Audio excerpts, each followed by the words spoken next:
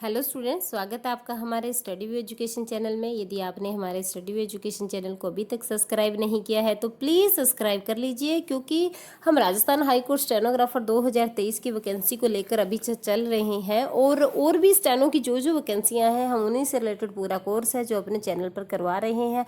यदि आप एसएससी या किसी और वैकेंसी की तैयारी कर रहे हैं, किसी और स्टेनोग्राफर की तैयारी कर रहे हैं, तो आप हमें कमेंट बॉक्स में कमेंट करके बताइए कि आप किस क्लास के लिए आप तैयारी कर रहे हैं, तो हम उसी से रिलेटेड वहाँ का मैटर देंगे और उसी से रिलेटेड आपको पूरा कोर्स, पूरा सिलेबस करवाएंगे। एक बात और कहना चाहूँगी मैं कि अभी हाल ही में जो राजस्थान हाई कोर्ट स्टेनोग्राफर 2023 का जो एग्ज़ाम होने वाला है उससे रिलेटेड मैंने एफिशिएंसी, एक्यूरेसी और स्किल से पूरा टेस्ट बनाया हुआ है और मैंने उसकी पूरी जानकारी दी है कि किस तरह से एग्ज़ाम होगा, टैब यूज़ करनी है कि नहीं, कोमा बोले जाएंगे कि नहीं, बैक स्पेस यूज़ करना है कि नहीं, कहाँ एक्यूरेसी कहाँ कितनी रखनी है, कितनी टाइपिंग करना है, कौन से फॉन्ट होंगे। और मैंने एक एफिशिएंसी से भी एक पिछली परीक्षाओं में जो आए हुए प्रश्न हैं उन्हीं को लेकर के मैंने एक पेपर बनाया है, पूरी एक वीडियो बनाई है। वो मैंने उसका लिंक है जो डिस्क्रिप्शन बॉक्स में दिया हुआ है। प्लीज़ आप वो वीडियो ज़रूर देखिए कि आपको एग्ज़ाम से पहले उसमें बहुत फ़ायदा मिलने वाला है। अभी जो डिक्टेशन लिखेंगे हम वो 75 वर्ड पर मिनट की स्पीड से लिखेंगे और डिक्टेशन स्टार्ट होगी 3 सेकंड बाद। Ready, start.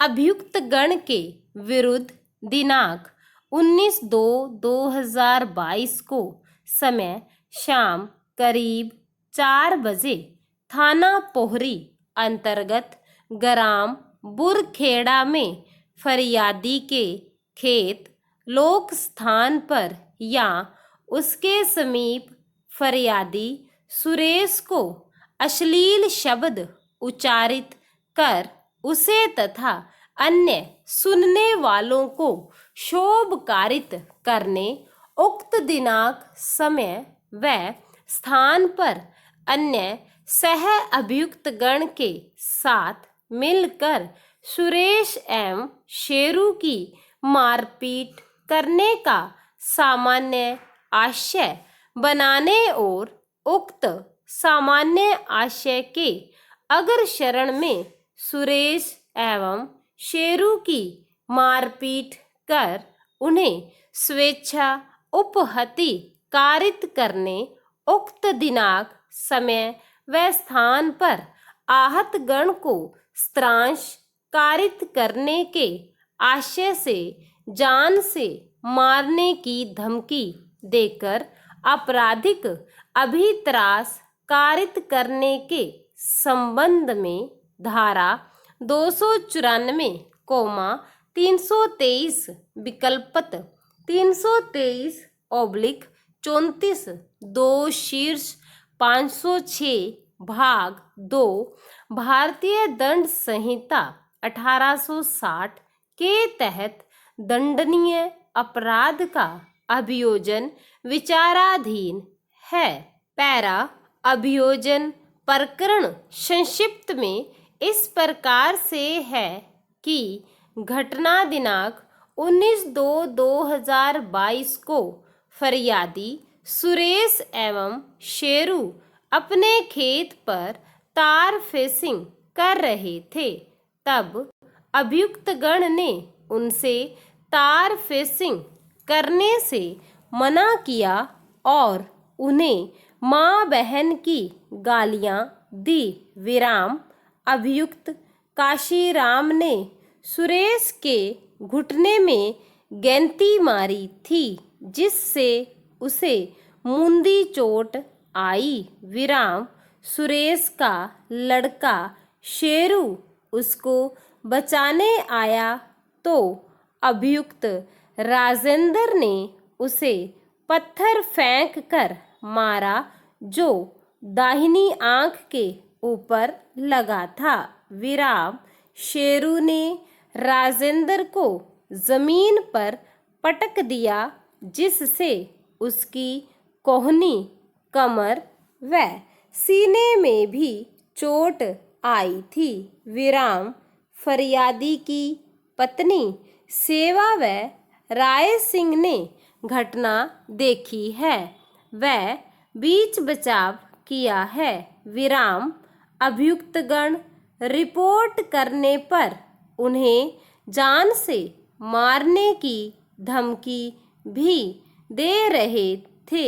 विराम फरियादी सुरेश की रिपोर्ट पर पुलिस थाना पोहरी ने दिनांक 19/2/2022 को अभियुक्त गण के विरुद्ध अपराध क्रमांक 45/2022 अंतर्गत धारा 294, 323, 34, 506 भाग 2 भारतीय दंड संहिता 1860 का प्रकरण पंजीबद्ध कर प्रथम सूचना प्रतिवेदन प्रदर्श P1 लेख की विराम उक्त दिनांक को ही आहत गण का मेडिकल परीक्षण कराया गया।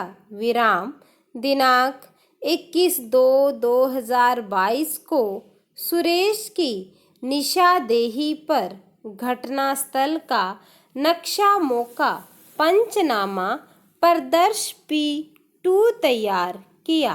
विराम दिनांक 21/2/2022 को सुरेश शेरू सेवा राय सिंह के कथन उनके बताए अनुसार लेख किए। विराम अभियुक्त गण को न्यायालय में उपस्थित होने का नोटिस दिया। विराम समस्त आवश्यक अनुसंधान उपरांत अभियोग पत्र न्यायालय के समक्ष प्रस्तुत किया गया। पैरा विचारण के दौरान उभय पक्ष के मध्य राजीनामा हो जाने के कारण अभियुक्त गण को धारा 323 विकल्पत 323/34 2 शीर्ष 506 भाग 2 भारतीय दंड संहिता 1860 के अपराध से दोष मुक्त किया गया। विराम धारा 294 भारतीय दंड संहिता 1860 का अपराध राजीनामा योग्य न होने के कारण अभियुक्त गण के विरुद्ध उक्त धारा में विचारण जारी है। पैरा अभियुक्त गण ने निर्णय के पैरा क्रमांक 1 में वर्णित आरोपों को अस्वीकार करते हुए विचारण चाहा है। विराम अभियुक्त गण के विरुद्ध साक्ष्य में कोई स्पष्टीकरण योग्य तथ्य न आने के कारण धारा 313 दंड प्रक्रिया संहिता 1973 के अंतर्गत अभियुक्त गण का परीक्षण नहीं किया गया है। स्टॉप। स्टूडेंट्स, आपसे एक बात और कहना चाहूँगी कि जिन भी बच्चों का 9 अक्टूबर से लेकर के 17 अक्टूबर के बीच में जिस भी शिफ्ट के अंदर आपका एग्ज़ाम हो, तो प्लीज़ आप हमें कमेंट करके बताएं कि आपका एग्ज़ाम कैसे हुआ, जो मैंने रूल रेगुलेशन बताए वो फॉलो हुए या नहीं हुए, और हमारे द्वारा दी गई जानकारी जो थी वो आपको कितनी हेल्पफुल रही। ये सारी बातें आप हमसे डिस्कस करें ताकि हम दूसरे बच्चों को, दूसरे स्टूडेंट्स को भी बताएं कि वहाँ इस तरह का मैटर आ रहा है और इस तरह के रूल रेगुलेशन फॉलो किए जा रहे हैं। Thank you.